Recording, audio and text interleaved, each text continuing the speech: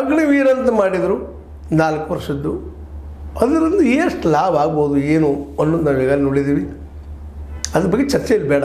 ಆದರೆ ನಿಜವಾದ ವೀರರನ್ನು ತಯಾರು ಮಾಡುವಲ್ಲಿ ಅಗ್ನಿವೀರ ಫೇಲ್ ಆಗ್ಯದ ಅನ್ನೋದು ಮಾತ್ರ ಸುಳ್ಳೇನಲ್ಲ.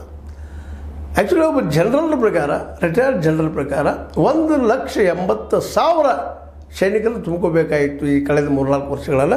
ಅದು ತುಂಬಿಕೊಳ್ಳಿಲ್ಲ. ಅದ್ರ ಪರಿಣಾಮ ಇದು ಅಂತೇಳಿ. ಯಾಕಂದ್ರೆ ಒಂದು ಕಡೆ ಪಾಕಿಸ್ತಾನ, ಇನ್ನೊಂದು ಕಡೆ ಚೈನಾ, ಇವರಿಬ್ಬರು ಸದಾ ಭಾರತದ ಜೊತೆಗೆ ಕಾಲು ಕೆದರಿ ಜಗಳ ತೆಗೆಯುವಂಥವ್ರು. ಸದಾ ಎಚ್ಚರಿಂದ ಇರಬೇಕಾದದ್ದು. ಇದರಲ್ಲಿ ಒಂದಿಷ್ಟೇನೋ ಮೋದಿಜಿಯವರು ಅವ್ರ ಅಳಿವಲ್ಲೇ ಫೇಲ್ಯೂರ್ ಆಗಿದ್ರು ಅಂತ ಹೇಳ್ಬೇಕಾಗ್ತದೆ.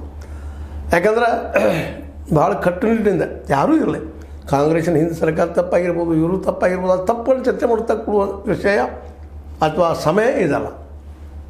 ಅದನ್ನು ನಮ್ಮ ಖರ್ಗೆ ಅವರು ಭಾಳ ಸ್ಪಷ್ಟವಾಗಿ ಹೇಳಿದ್ದಾರೆ. ನಾವು ನಿಮಗೆ ಸಪೋರ್ಟ್ ಮಾಡ್ತೀವಪ್ಪ, ನಾವು ಏನು ಈ ಸಂದರ್ಭದಲ್ಲಿ ಮಾತಾಡಲಿಕ್ಕೆ ಹೋಗೋದಿಲ್ಲ, ಇದರ ಲಾಭನ ಮಾಡ್ಕೊಳ್ಳಿಕ್ಕೆ ಹೋದ್ರೆ ಅನ್ನೋದು ಇಂಡೈರೆಕ್ಟಾಗಿ ಹೇಳಿದ್ದಾರೆ. ಹೌದು, ಮಾಡ್ಕೋಬಾರದು. ಇದನ್ನು ದೇಶಕ್ಕೆ ಆಪತ್ತಿದು, ಇಡೀ ದೇಶದ ವ್ಯವಸ್ಥೆಗೆ ಆಪತ್ತು, ನಮ್ಮ ಬಾರ್ಡರ್ಗೆ ಆಪತ್ತು. ಅಂಥ ಪ್ರಸಂಗದಲ್ಲಿ ನಾವು ಒಂದಾಗಬೇಕು.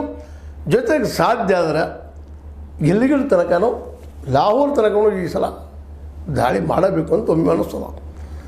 ಹೌದು, ಅಂತಾರಾಷ್ಟ್ರೀಯ ಮಟ್ಟದಲ್ಲ, ಚೈನಾ ಆಗಿರ್ಬೋದು, ಅದ್ರ ಜೊತೆಗೆ ನಮ್ಮ ಅಮೆರಿಕ ಆಗಿರ್ಬೋದು, ರಷ್ಯಾ ಆಗಿರ್ಬೋದು, ಇದನ್ನು ಒಪ್ಪಲಾಗುವುದಿಲ್ಲ ಅನ್ನೋದು ಮಾತು ಸತ್ಯದ. ಆದರೆ ಇದರ ಅನಿವಾರ್ಯ ಆಗ್ತದೆ ರೀ. ಅಸ್ತಿತ್ವ ಪ್ರಶ್ನೆ ಬಂತದೆ. ಇವತ್ತು ಎಷ್ಟು ವರ್ಷದಿಂದ ನಡೆದಿದೆ ಭಯೋತ್ಪಾದನೆ ಕೆಲಸಗಳು. 85ರಂತೆ ಜೋರಾಗಿದೆ. ಮತ್ತು ಬೇರೆ ಅದ್ರ ಪೂರ್ವದಲ್ಲಿ ಯುದ್ಧ, ಅದು ಯುದ್ಧಕ್ಕೂ ಭಾರತ ಮಣಿದಿಲ್ಲ ಅನ್ನೋದು ಗೊತ್ತಾದ ತಕ್ಷಣ ಈ ಹೊಸ ಇದು ಹೇಳಿದ್ರು, ಗೆರಿಲ್ಲಾ ವಾರ್ ಐತಿ. ಆನಂತರ ಭಯೋತ್ಪಾದನೆ ಶುರು ಆಯಿತು. ಭಾರತ ಒಳಗೂ ಮಾಡಿದರು, ಹೊರಗೂ ಮಾಡಿದರು, ಏನೆಲ್ಲ ಮಾಡಿದರು. ಬಾರ್ಡರ್ ಮೇಲೆ ಸತತ ಈ ಒಂದು POK ಮೇಲಂತೂ ಸದಾ ಇದ್ದಿದ್ದಿಲ್ಲ ರೀ. ಇಂಥ ಪ್ರಸಂಗದಲ್ಲ ಒಂದಿಷ್ಟು ಇತ್ತೀಚಿನ ದಿನದಲ್ಲೇ ನಿಜವಾಗಿಯೂ 370 ಅದು ಹಿಂಗೆ ತೆಗೆದಕ್ಕಾಗ್ಯದನೋ ಅಥವಾ ನಿಜವಾಗಿಯೂ ಒಂದು ಸ್ಟ್ರಿಕ್ಟ್ ಆದಂಥ ಒಂದು ವ್ಯವಸ್ಥೆಯನ್ನು ಮಾಡಿದ್ದನೋ BJP ಈ ಸಮಯದಲ್ಲಿ ಒಂದಿಷ್ಟು ಡೆವಲಪ್ಮೆಂಟ್ ಆಗಿತ್ತು. ಆದರೆ ಈಗ ಸಡನ್ನಾಗಿ ಏನಾಗಿಬಿಡ್ತಪ್ಪ, ಈ ಘಟನೆ ಆದ ತಕ್ಷಣ ಇದು ಮೈ ಮೈರಿತಿಲ್ಲಪ್ಪ BJP ಅಂತ. ಈ ಸೆಲೆಬ್ರಿಟಿ